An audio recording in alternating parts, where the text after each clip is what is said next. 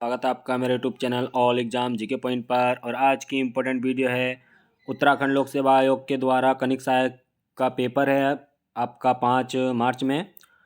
इसके बाद आपका वन विभाग का पेपर है, फिर बंदी रक्षक का है, वीडियो है क्योंकि वीडियो का री एग्ज़ाम होना है आपका।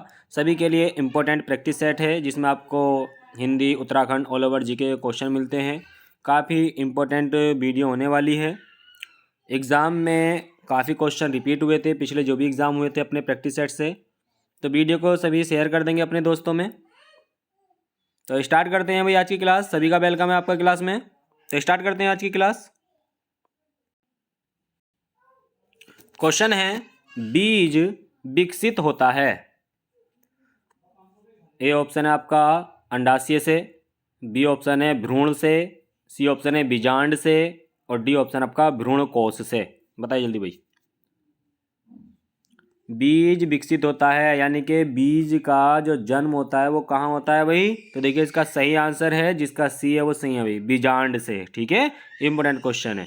नेक्स्ट क्वेश्चन, मानवों में रक्तस्राव की बीमारी किसकी कमी के कारण होती है? वेरी वेरी इंपॉर्टेंट क्वेश्चन भाई। विटामिन ए, बी ऑप्शन आपका विटामिन डी, सी ऑप्शन आपका विटामिन ई, और डी ऑप्शन आपका विटामिन के। बताइए जल्दी भाई। रक्तस्राव जिसे बोलते हैं रक्त का थक्का न बनना, रक्त का थक्का न बनना। ठीक है, किस विटामिन की कमी से होता है? जिसमें अगर ऐसा होता है कि अगर कोई कट लग जाए तो उसमें खून रुकना मुश्किल हो जाता है, ब्लड रुकना मुश्किल हो जाता है। ठीक है, तो किस विटामिन की कमी से होता है? जल्दी बताइए। Vitamin A, vitamin D, vitamin E, vitamin के। तो रक्तस्राव की बीमारी किस कमी के कारण होती है? तो देखिए इसका सही आंसर है, जिसका डी है वो सही है भाई। ठीक है, विटामिन के कारण होता है। नेक्स्ट क्वेश्चन, क्षार लाल लिटमस को करता है। बताइए भाई जल्दी। क्षार लाल लिटमस को करता है। ए ऑप्शन है काला, बी ऑप्शन है सफेद, सी ऑप्शन है नीला, और डी ऑप्शन आपका बैंगनी। बताइए भाई जल्दी। देखिए लिटमस होता है, लिटमस दो रंग के होते हैं। एक होता है आपका रेड कलर का होता है और एक आपका होता है ब्लू कलर का होता है भी। ठीक है, यानी कि एक लाल होता है आपका और एक नीला होता है। ठीक, तो इसमें मालूम कर रहा है क्षार। क्षार की अगर बात करें, देखिए जिसका पीएच मान 7 से ज़्यादा होता है। ठीक है, देखिए 7 पे जो होता है जल होता है, जिसे हम बोलते हैं उदासीन। आपसे मालूम क्या है, जल का पीएच मान कितना होता है भाई? 7 होता है। अगर 7 से जैसे 7.1 भी आ जाए तो 7 से ऊपर की अगर बात करेंगे तो वो क्या होता है हमारा? क्षारीय होता है भाई। ठीक है, क्या होता है? क्षारीय होता है। और 7 से कम वाले क्या होते हैं? अम्लीय होते हैं। तो क्षार लाल लिटमस को कैसा कर देता है? नीला रंग का कर देता है, जिसका सी है वो सही है। अगर यहाँ अम्ल की बात होती तो अम्ल क्या करता है? नीले लिटमस को लाल कर देता है। तो ये याद रखेंगे। तो ठीक है, तो इसका सी वाला आंसर सही है। नेक्स्ट क्वेश्चन, कायिक जनन पाया जाता है। ए ऑप्शन है आलू में, बी ऑप्शन है गेहूं में, सी ऑप्शन है नीम में, और डी ऑप्शन आपका मटर में। बताइए भैया जल्दी। कायिक जनन पाया जाता है, जल्दी बताइए। कायिक जनन पाया जाता है, जल्दी बताइए। आलू में, गेहूं में, नीम में, मटर में। तो देखिए इसका सही आंसर है, जिसका ए है वो सही है भाई। ठीक है, कायिक जनन किस में पाया जाता है? आलू में पाया जाता है भाई। इंपॉर्टेंट क्वेश्चन है। नेक्स्ट क्वेश्चन, एक लिंगी पुष्प है। ए ऑप्शन है आपका मक्का, बी ऑप्शन है सरसों, सी ऑप्शन है गुलाब, और डी ऑप्शन है पिट्यूनिया। जल्दी बताइए भाई। देखिए साइंस के आपके लगभग 7 से 8 क्वेश्चन मिलेंगे। ठीक है, 7 से 8 क्वेश्चन मिलेंगे आपके साइंस के क्लर्क के एग्जाम में। बाकी आपके 7 क्वेश्चन जो मिलेंगे वो आपके कंप्यूटर से मिलेंगे भाई। ठीक है, तो बताइए एक लिंगी पुष्प होता है, तो देखिए जिसका ए है वो सही है भाई, मक्का। ठीक है, मक्का का जो मक्का होता है वो जो पुष्प होता है, देखिए पुष्प की बात चल रही है। ठीक है, तो यहाँ पर मक्का जो होता है ये एक लिंगी पुष्प में आता है भाई। ठीक है, मक्का का जो पेड़ होता है वो किस में आता है? एक लिंगी पुष्प में आता है भाई। ठीक है, नेक्स्ट क्वेश्चन, द्विलिंगी पुष्प निम्नलिखित में से कौन सा है? द्विलिंगी पुष्प निम्नलिखित में से कौन सा है? देखिए एक लिंगी था, अब द्विलिंगी की बात चल रही है। ए ऑप्शन है पपीता, बी ऑप्शन है मक्का, सी ऑप्शन है ककड़ी और डी ऑप्शन है सरसों। बताइए भैया जल्दी जल्दी बताइए।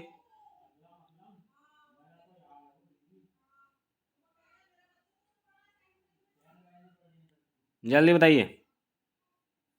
तो देखिए इसका सही आंसर हो जाएगा, देखिए जिसका डी है वो सही है भाई, ठीक है, सरसों। भाई ये अभी क्वेश्चन आया था, अभी पीछे हमने पढ़ा कि एक लिंगी पुष्प है, तो यहाँ पर हमने मक्का एक लिंगी पुष्प हो गया, तो सरसों यहाँ पर दिया था ना, तो साफ बात है सरसों अगर ऑप्शन में था तो द्विलिंगी है। तो यहाँ पर देखिए द्विलिंगी पुष्प अगर मालूम किया है तो ऑप्शन में था हमारा सरसों, ठीक है। तो इसका डी वाला आंसर सही है। इसका मतलब पपीता, मक्का और ककड़ी ये हमारे एक लिंगी पुष्प में आते हैं भाई, ठीक है। नेक्स्ट क्वेश्चन, रक्त प्लाजा में जल की लगभग मात्रा होती है? बताइए भाई जल्दी। रक्त प्लाजा में जल की लगभग मात्रा होती है। ए ऑप्शन है 70%, बी ऑप्शन है 90%, सी ऑप्शन है 10% और डी ऑप्शन है 45%। बताइए भाई जल्दी जल्दी बताइए। तो रक्त प्लाजा में जल की लगभग मात्रा होती है तो कितनी होती है भाई? तो जिसका बी है वो सही है भाई, 90% होती है भाई। देखिए अभी तक अगर आप वीडियो को शेयर नहीं किया है तो वीडियो को अपने दोस्तों में शेयर कर दें, और जो चैनल पे पहली बार है वो चैनल को सब्सक्राइब कर लेंगे।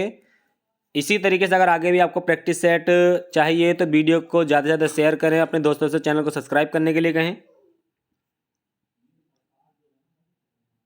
नेक्स्ट क्वेश्चन, किसी कंप्यूटर के प्रोग्राम में बच्चों द्वारा प्रयुक्त भाषा प्रायः कौन सी होती है? बताइए भाई जल्दी। यानी कि बच्चों को जो कंप्यूटर सिखाया जाता है उसमें किस भाषा का प्रयोग किया जाता है? ए ऑप्शन है आपका बेसिक, बी ऑप्शन है जावा, सी ऑप्शन है लोगो और डी ऑप्शन है पायलट। बताइए जल्दी भाई जल्दी बताइए। तो किसी कंप्यूटर के प्रोग्राम में बच्चों द्वारा प्रयुक्त भाषा प्राय हो कौन सी होती है? तो देखिए इसका सही आंसर है, जिसका सी है वो सही है भाई, ठीक है, लोगो, ठीक है। कौन सी है? इसका सी वाला आंसर सही है। नेक्स्ट क्वेश्चन, निम्नलिखित में से ऑप्टिकल मेमोरी है? बताइए भाई जल्दी। ऑप्टिकल मेमोरी बतानी है आपकी, बबल मेमोरीज, बी ऑप्शन है फ्लॉपी डिस्क, सी ऑप्शन है सीडी रोम और डी ऑप्शन है कोर मेमोरीज। बताइए भाई जल्दी जल्दी बताइए। निम्नलिखित में से ऑप्टिकल मेमोरी है, ऑप्टिकल मेमोरी जल्दी बताइए। ऑप्टिकल मेमोरी है तो देखिए इसका सही आंसर हो जाएगा सीडी रोम, सीडी रोम। सभी कमेंट बॉक्स में सीडी रोम की फुल फॉर्म बताएंगे भाई, जल्दी बताइए। ऑप्टिकल मेमोरी कौन सी होती है? सीडी रोम होती है। सीडी रोम की फुल फॉर्म बताइए सभी, पूर्ण रूप क्या होता है? जल्दी बताइए कमेंट बॉक्स में। तो देखिए इसका सही आंसर हो जाएगा compact disc read only memory, ठीक है। नेक्स्ट क्वेश्चन, गणना और तुलना के लिए कंप्यूटर के किस भाग का प्रयोग किया जाता है? बताइए भाई जल्दी। गणना और तुलना के लिए कंप्यूटर के किस भाग का प्रयोग किया जाता है? ए ऑप्शन है डिस्क यूनिट, बी ऑप्शन है मॉडम, सी ऑप्शन है ALU, डी ऑप्शन है आपका कंट्रोल यूनिट। बताइए भाई जल्दी। गणना और तुलना के लिए कंप्यूटर के किस भाग का प्रयोग किया जाता है? जल्दी जवाब दीजिए सभी, इतना समय नहीं है भाई, जल्दी जल्दी जवाब दीजिए।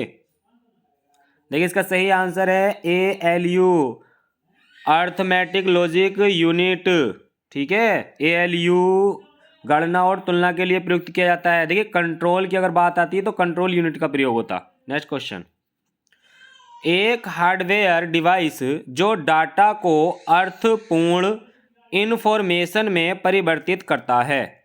ए ऑप्शन है प्रोसेसर, बी ऑप्शन है इनपुट डिवाइस, सी ऑप्शन है प्रोग्राम और डी ऑप्शन है प्रोटेक्टर। बताइए भाई जल्दी। एक हार्डवेयर डिवाइस जो डाटा को अर्थपूर्ण इंफॉर्मेशन में परिवर्तित करता है, तो देखिए इसका सही आंसर हो जाएगा, जल्दी आप दीजिए सभी।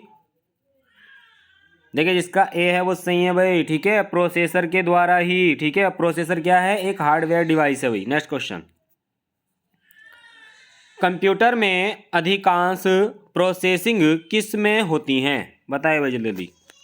कंप्यूटर में अधिकांश प्रोसेसिंग किस में होती हैं? ए ऑप्शन है मदरबोर्ड, बी ऑप्शन है आपका मेमोरी, सी ऑप्शन है आपका सीपीयू और डी ऑप्शन है आपका रैम।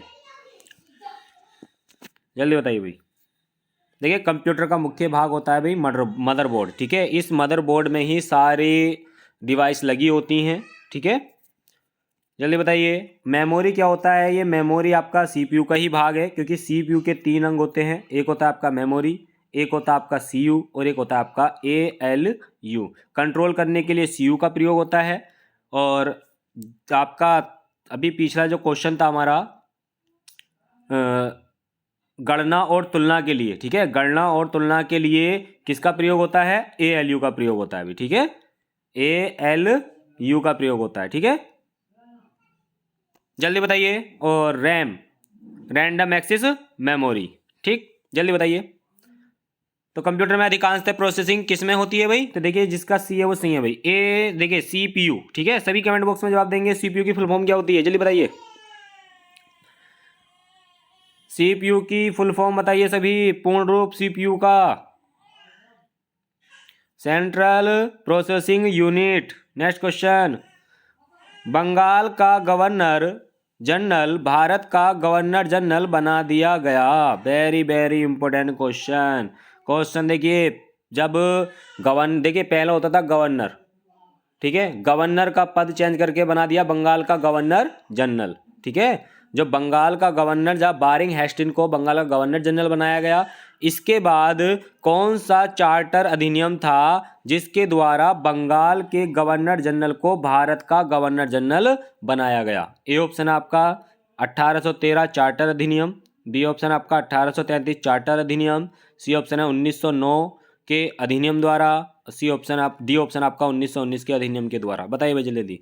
बंगाल का गवर्नर जनरल को भारत का गवर्नर जनरल बनाया गया, तो देखिए इसका सही आंसर हो जाएगा। जल्दी जवाब दीजिए सभी,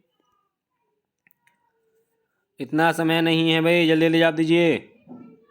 तो देखिए इसका सही आंसर है 1833 चार्टर अधिनियम के द्वारा ही बंगाल का गवर्नर जनरल को भारत का गवर्नर जनरल बना दिया गया था। इंपॉर्टेंट क्वेश्चन है, कई बार एग्जाम में आ चुका है, ठीक है।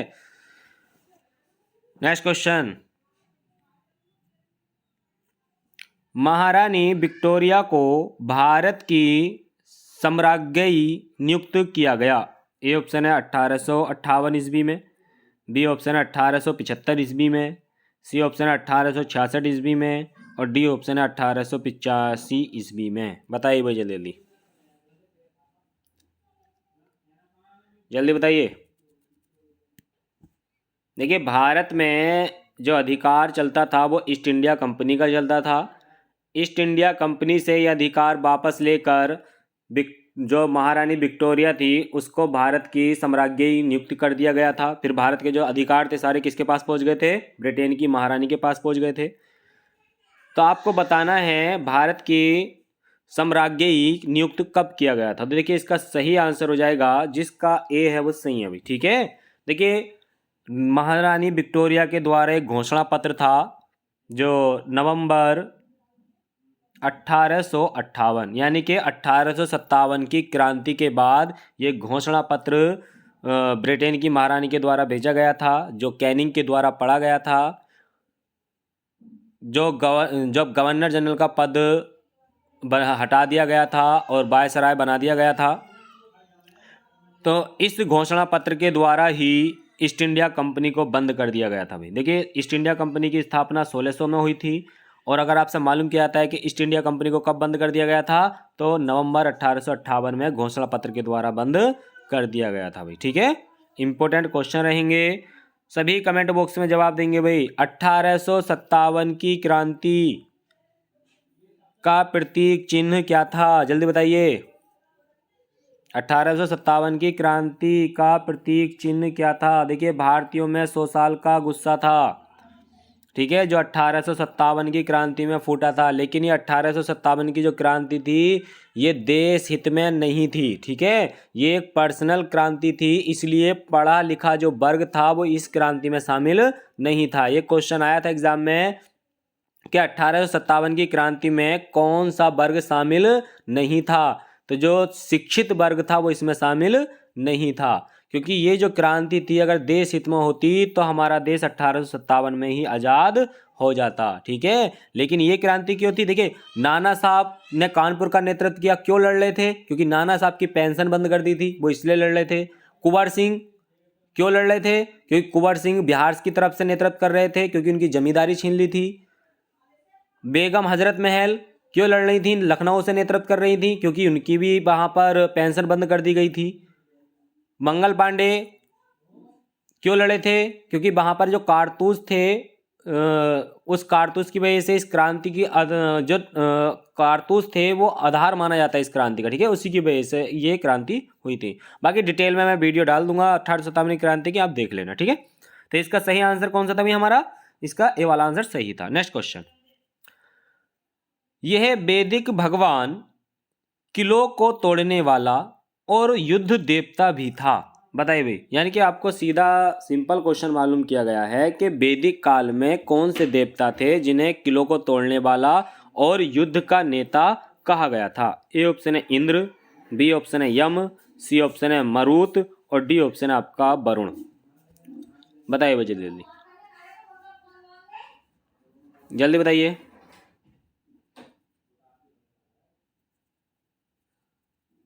किलों को तोड़ने वाला और युद्ध देवता भी कहा जाता है। तो देखिए इसका सही आंसर है, जिसका ए है वो सही है भाई। ठीक है, इंद्र। देखिए ऋग वैदिक काल की बात करें, वैदिक काल की बात करें तो सबसे बड़े जो देवता थे वो इंद्र थे। इन्हें वर्षा के देवता भी कहा जाता था, पुरंदर भी कहा जाता था, किले को तोड़ने वाला भी कहा जाता था, युद्ध का नेता भी कहा जाता था, युद्ध का देवता भी कहा जाता था। ठीक है, सभी कमेंट बॉक्स में जवाब देंगे कि उत्तर वैदिक काल में आंधी तूफान का देवता कौन था। जल्दी बताइए भाई, उत्तर वैदिक काल में आंधी तूफान का देवता कौन था? जल्दी बताइए सभी।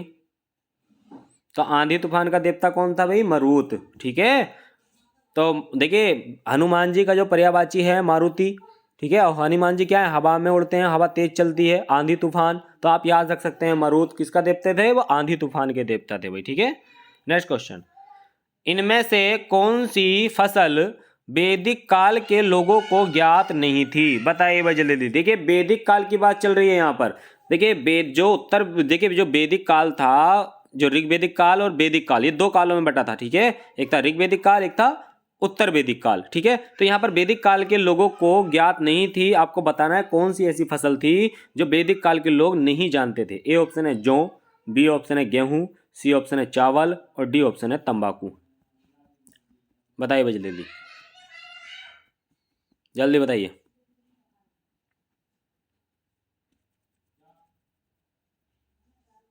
तो देखिए इसका सही आंसर हो जाएगा, जिसका डी है वो सही है भाई। देखिए तंबाकू से परिचित नहीं थे भाई, वैदिक काल के लोग किससे परिचित नहीं थे? तंबाकू से परिचित नहीं थे। सभी कमेंट बॉक्स में जवाब देंगे।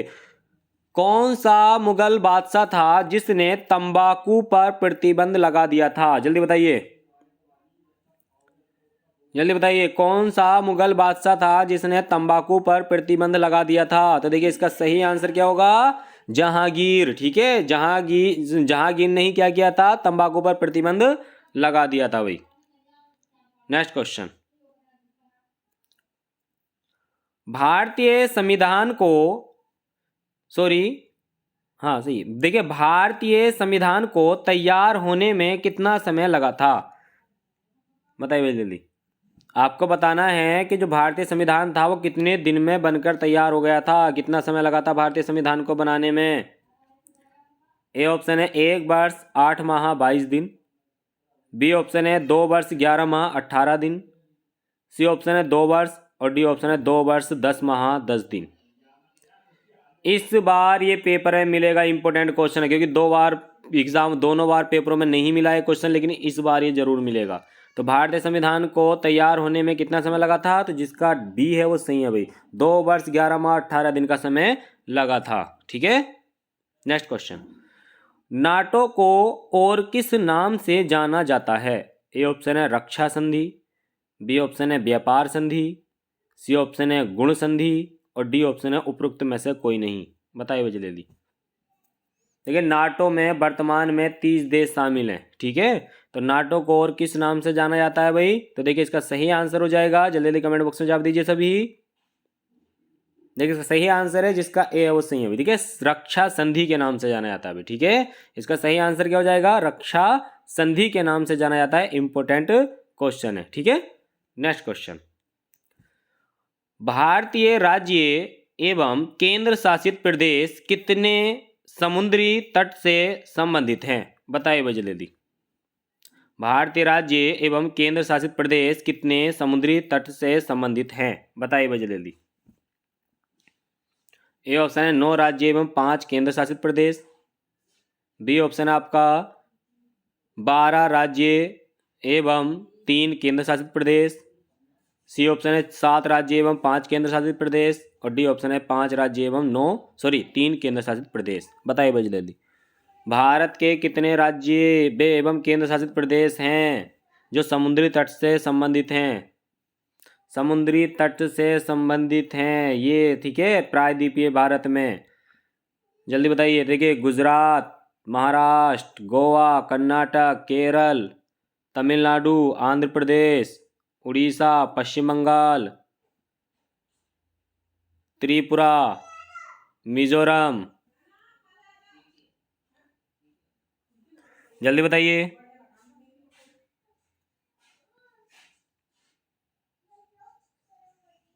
बताइए ये इतने राज्य हैं आपके, इनमें से कितने राज्य हैं? ठीक है, गुजरात, महाराष्ट्र, गोवा, कर्नाटक, केरल, तमिलनाडु, आंध्र प्रदेश, उड़ीसा, पश्चिम बंगाल, त्रिपुरा, मिजोरम। इन राज्यों में से आपको बताना है कि कितने राज्य हैं। तो देखिए जिसका ए है वो सही है भाई। 9 राज्य और 5 केंद्र शासित प्रदेश हैं जो समुद्री सीमा को स्पर्श करते हैं भाई, ठीक है। देखिए चंडीगढ़ और दिल्ली, चंडीगढ़, दिल्ली, जम्मू कश्मीर और लद्दाख, इनको छोड़कर बाकी जो आपके केंद्र शासित प्रदेश हैं वो सभी समुद्री सीमा को स्पर्श करते हैं भाई, ठीक है। नेक्स्ट क्वेश्चन देखते हैं। अपना पराया किस समास का उदाहरण है? बताइए भाई जल्दी। अपना पराया किस समास का उदाहरण है? जल्दी बताइए, जल्दी बताइए भाई।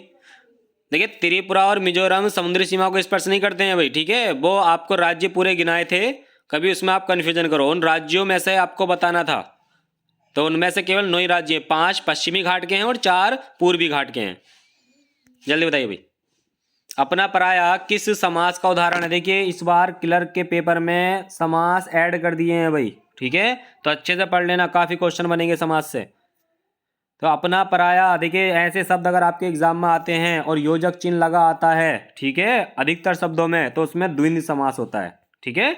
जिसका ए है वो सही है भाई, द्विंद समास। द्विंद मतलब झगड़ा, द्विंद कर रहे हैं ना आपस में, तो ऐसे शब्द आएंगे जो विरोधी होंगे एक दूसरे के, ठीक है। तो द्विंद समास है। नेक्स्ट क्वेश्चन, दुःशासन का संधि विग्रह होगा। ए ऑप्शन है दुष प्लस शासन, बी ऑप्शन है दुष प्लस शासन, सी ऑप्शन है दुह प्लस शासन, और डी ऑप्शन है इनमें से कोई नहीं। बताइए भाई जल्दी। दुःशासन का संधि विग्रह होगा, सही, जल्दी जवाब दीजिए सभी। वीडियो को शेयर कर दीजिए भाई सभी। जो चैनल पे पहली बार है चैनल को सब्सक्राइब कर लेंगे, डेली आपको 50 क्वेश्चन मिलते हैं। तो देखिए इसका सही आंसर हो जाएगा, देखिए इसमें विसर्ग संधि है भाई, दुह प्लस शासन, जिसका सी है वो सही है भाई, ठीक है। नेक्स्ट क्वेश्चन, सुभाष चंद्र बोस को देश नायक किसने कहा था? ए ऑप्शन है लाला लाजपत राय, बी ऑप्शन है रविंद्रनाथ टैगोर, सी ऑप्शन है महात्मा गांधी, और डी ऑप्शन है बाल गंगाधर तिलक।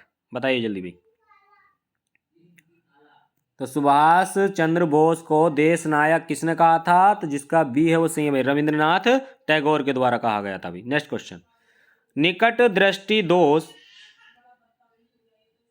दृष्टि दोष का निवारण किस लेंस से किया जाता है? बताइए भाई जल्दी। निकट दृष्टि, अगर मान लीजिए किसी को निकट दृष्टि दोष है तो उसके लिए जो चश्मा बनाया जाएगा वो कौन से लेंस का बनेगा? ए ऑप्शन है उत्तल लेंस, बी ऑप्शन है अवतल लेंस, सी ऑप्शन है बॉय फोकल लेंस, और डी ऑप्शन है इनमें से कोई नहीं। तो देखिए इसका सही आंसर हो जाएगा, जिसका बी है वो सही है भाई, ठीक है, अवतल लेंस, ठीक है, निकट दृष्टि दोष के लिए अवतल लेंस होता है भाई, ठीक है। नेक्स्ट क्वेश्चन, हंसाने वाली गैस है, ए ऑप्शन है नाइट्रोजन ऑक्साइड, बी ऑप्शन है di nitrogen tetra oxide, C option है कार्बन डाइऑक्साइड और डी ऑप्शन आपका नाइट्रस ऑक्साइड। बताइए भाई जल्दी। हंसाने वाली गैस है, ठीक है, अगर ये गैस लीकेज हो जाए या किसी को सुंघा दी जाए तो वो व्यक्ति क्या करेगा, हंसता रहेगा भी, ठीक है। आपने मूवियों में भी देखा होगा, मूवी में भी इस गैस को दिखाया जाता है। और ये जो गैस होती है, अगर किसी, जैसे कि मान लीजिए कहीं भी अगर लीकेज होती है तो आदमी ऑटोमेटिकली हंसना शुरू कर देता है, ठीक है। तो जो ज़्यादा दुखी हो तो उसके लिए गैस ला कर दे देना आप लोग और सुंघा देना, वो हंसता ही रहेगा। तो कौन सी है भाई, जिसका डी है वो सही है भाई, नाइट्रस ऑक्साइड, ठीक है, डी वाला आंसर इसका सही है। नेक्स्ट क्वेश्चन, नेहरू पर्वतारोहण संस्थान कहाँ स्थित है? ए ऑप्शन है नैनीताल, बी ऑप्शन है उत्तरकाशी, सी ऑप्शन है पौड़ी गढ़वाल और डी ऑप्शन है आपका अल्मोड़ा। बताइए भाई जल्दी। नेहरू पर्वतारोहण संस्थान कहाँ स्थित है? देखिए खाली उत्तराखंड पढ़ने से काम नहीं चलेगा, अब आपको सारी ही चीज़ें पढ़नी है। तो देखिए इसका सही आंसर है नेहरू पर्वतारोहण संस्थान कहाँ स्थित है भाई, तो जिसका बी है वो सही है भाई, उत्तरकाशी। नेक्स्ट क्वेश्चन, उत्तराखंड अल्पसंख्यक कल्याण तथा वक्फ विकास निगम की स्थापना कब की गई? वेरी वेरी इंपॉर्टेंट क्वेश्चन भाई। उत्तराखंड अल्पसंख्यक कल्याण तथा वक्फ विकास निगम की स्थापना कब की गई? ए ऑप्शन है जनवरी 2005, बी ऑप्शन है जनवरी 2006, सी ऑप्शन है जनवरी 2008 और डी ऑप्शन है इनमें से कोई नहीं। तो देखिए इसका सही आंसर हो जाएगा, जिसका ए है वो सही है भाई, ठीक है, जनवरी 2005। नेक्स्ट क्वेश्चन, ठवाक आभूषण पहना जाता है, बताए भाई जल्दी। ठवाक आभूषण पहना जाता है, ए ऑप्शन है हाथ में, बी ऑप्शन है कमर में, सी ऑप्शन है गले में और डी ऑप्शन है आपका नाक में। जिसका भी क्लर्क का एग्ज़ाम है, सिलेबस से तैयारी करें, रिवीजन का टाइम है, रिवीजन करें, क्वेश्चनों को कॉपी पे ऐड कर लिया करें स्क्रीनशॉट लेने के बाद, क्योंकि स्क्रीनशॉट बनकर ही आपके फ़ोन में रह जाएगा और जो कॉपी में अगर आप ऐड करते हैं तो वो आपके काम में आएगा, ठीक है, आप उसे पढ़ सकते हैं कभी भी। जल्दी बताइए, ठवाक आभूषण पहना जाता है, ठवाक, ठीक है, ठवाक कहाँ का आभूषण है भाई, ये हाथ का आभूषण है भाई, ठीक है, अंगूठी या ठवाक एक ही बात है, ठीक है। तो यहाँ पर ये कहाँ का आभूषण है भाई, हाथ का आभूषण है। नेक्स्ट क्वेश्चन, अमृति तार आभूषण शरीर के किस भाग पर पहना जाता है? बताइए भाई जल्दी, इंपॉर्टेंट है, आपके एग्जाम के सिलेबस में दे रखा है, आभूषण नृत्य, ठीक है, और उत्सव पेपर में आएंगे, इंपॉर्टेंट है, बताइए जल्दी। अमृति तार आभूषण शरीर के किस भाग पर पहना जाता है? ए ऑप्शन है कान में, बी ऑप्शन है नाक में, सी ऑप्शन है गले में, डी ऑप्शन है पैर में। बताइए जल्दी। अमृति तार आभूषण शरीर के किस भाग पर पहना जाता है? तो देखिए जिसका डी है वो सही है भाई, पैर में, ठीक है, जिसका डी है वो सही है, पैर में पहना जाता है भाई। नेक्स्ट क्वेश्चन, इंपॉर्टेंट क्वेश्चन है, देखिए ये भी।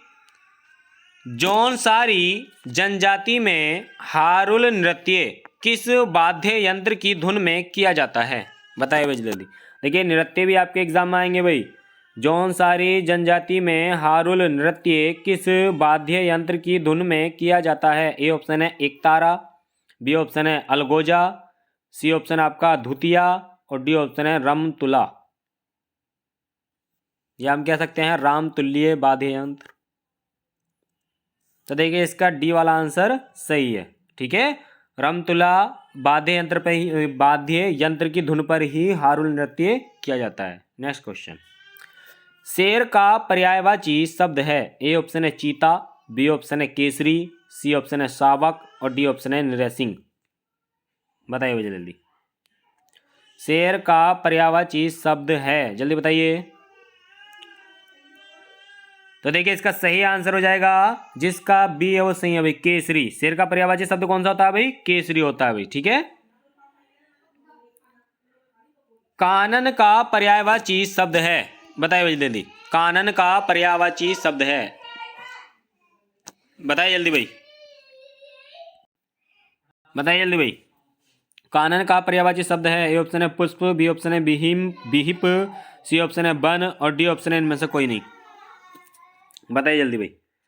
कानन का पर्यायवाची शब्द है, जल्दी जवाब दीजिए सभी, इतना समय नहीं है भाई। तो देखिए इसका सही आंसर हो जाएगा, जिसका सी है वो सही है भाई, वन। ठीक है, वन का पर्यायवाची क्या होता है? कानन। इसका सी वाला आंसर सही है। नेक्स्ट क्वेश्चन, ग्रीस का सही संधि विच्छेद है, बताइए भाई जल्दी। ग्रीस का सही संधि विच्छेद है, जल्दी बताइए। ए ऑप्शन है ग्री प्लस ईस, बी ऑप्शन है गिर प्लस ईस, सी ऑप्शन है गिर प्लस ईस और डी ऑप्शन है गिरी प्लस ईस। बताइए जल्दी भाई। ग्रीस का सही संधि विच्छेद है, तो देखिए इसका सही आंसर हो जाएगा, जिसका ए है वो सही है भाई, गिरी प्लस ईस। इसका ए वाला आंसर सही हो जाएगा। ठीक है, डी वाला नहीं है भाई। सभी कमेंट बॉक्स में जवाब देंगे, ग्रीस में कौन सी संधि है भाई, जल्दी बताइए। ग्रीस में कौन सी संधि है, जल्दी बताइए। देखिए अगर बीच वाले बण पर बड़ी ई, बड़ा ऊ, बड़ा आ की मात्रा आती है तो उसमें दीर्घ संधि होती है भाई। ठीक है, इसमें कौन सी संधि है? दीर्घ संधि है, तो इसका ए वाला आंसर सही है भाई। ये थे दोस्तों लगभग 50 क्वेश्चन, इंपॉर्टेंट क्वेश्चन रहे हैं। वीडियो को अगर अभी तक आपने शेयर नहीं किया था तो अपने दोस्तों में वीडियो को शेयर कर लें और अपने दोस्तों से चैनल को सब्सक्राइब करने के लिए कहें। जो चैनल पर पहली बार हैं वो भी चैनल को सब्सक्राइब कर लें। मिलते हैं नेक्स्ट प्रैक्टिस सेट में रात्रि 9 बजे। सभी का थैंक यू, गुड नाइट।